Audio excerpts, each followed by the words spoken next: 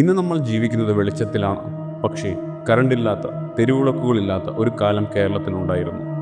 അന്ന് പാലക്കാട്ടെയും മലബാറിലെയും ഇരുണ്ട വഴികളിലൂടെ ഒറ്റയ്ക്ക് നടക്കാൻ ജനങ്ങൾക്ക് ഭയമായിരുന്നു. കാറ്റത്ത് മുളകൾ ഉരയുന്ന ശബ്ദം കേട്ടാൽ പോലും അവർ വിറയ്ക്കുമായിരുന്നു.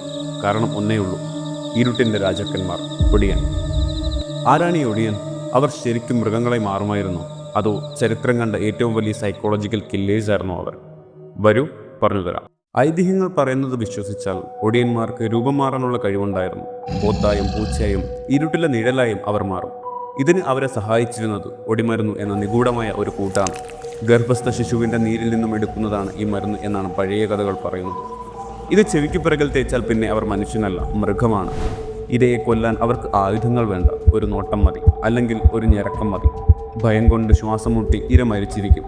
പക്ഷേ കഥകൾക്കും അപ്പുറം ഒരു ചരിത്രമുണ്ട്. ചരിത്രകാരന്മാർ പറയുന്ന മറ്റൊന്ന്. ഒടിയന്മാർ മാന്ത്രികർ ആയിരുന്നില്ല. അവർ അന്നത്തെ ജന്മികൾക്ക് വേണ്ടി വാടകയ്ക്ക് ആളെ കൊല്ലുന്ന കൊട്ടേഷൻ സംഘങ്ങളായിരുന്നു. അവർ ഉപയോഗിച്ചിരുന്നത് മാജിക് അല്ല, മനഃശാസ്ത്രമാണ്. ഒടിയൻ വരുന്നുണ്ട് എന്നൊരു കിംവദന്തി പരത്തിയാൽ മതി, പിന്നെ ഏത് ധൈര്യശാലിയും പേടിക്കും. ആ പേടിയെയാണ് അവർ മുതലെടുത്തിരുന്നത്. മാത്രമല്ല, ശാരീരികമായ കരുത്തും അവർക്കുണ്ടായിരുന്നു.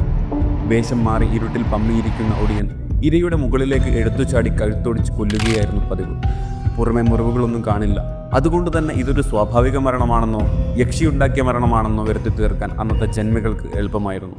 പിന്നെ എവിടെ പോയി ഈ ഒടിയന്മാർ? അവരെ ഇല്ലാതാക്കിയത് മന്ത്രവാദമല്ല, വൈദ്യുതിയാണ്.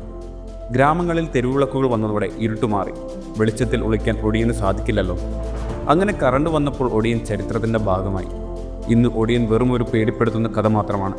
പക്ഷേ ഇന്നും പാലക്കാട്ടെ കാറ്റാടിപ്പാടങ്ങളിലൂടെ നടക്കുമ്പോൾ ഒന്ന് സൂക്ഷിക്കുന്നത് നല്ലതാണ്. ഇരുട്ടിന് കണ്ണുകളുണ്ട്.